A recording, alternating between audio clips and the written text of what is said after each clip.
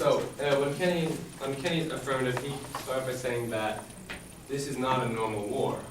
I would agree that it's not a conventional war per se, because there's not a specific country we are going against.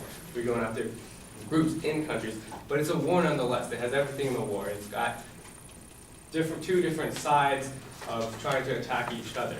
Not conventionally, but it's still a war, and it should still be treated as a war. And the missions that we do overseas should be treated like any other war, like World War II or Vietnam. He also brought up an example of a killed U.S. citizens. You know, I can't argue that this isn't sad. I mean, we'd rather not kill innocent U.S. civilians, but it's still war.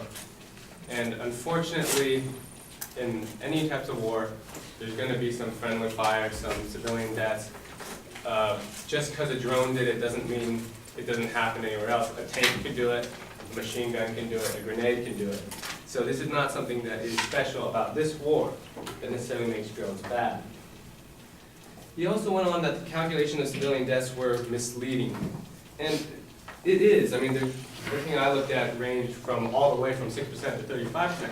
But when you look at the highest that is, the most generous it is for saying civilian death percentage, it's still pretty low compared to the likes of World War II, Korea, Vietnam, and the Iraq War. So, I mean, yes, the numbers are iffy, but even if they are, no matter what, in the whole range, it's still relatively low. And then he also went on to say that he gave an example in Yemen about drone strikes in the Middle East, and how we've been increasing drone strikes in the Middle East, and terrorist attacks have also increased, which is supposedly goes contrary to what I said. But according to that same report, they said terrorist attacks on the others is likely more complicated than usually hypothesized. The relationship is likely contingent on other factors such as the ability to operate without constant surveillance, the likelihood of being killed, presence of alternatives, modes of opposition, or other locally specific factors. So this is one area. The report I gave was in general.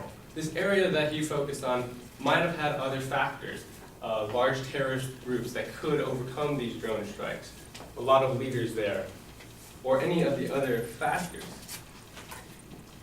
So overall, in this one place, that might not have been true, but the overall general sweeping, the overall look at it all, the report still stands that that drone strikes do not increase terrorism. Yeah.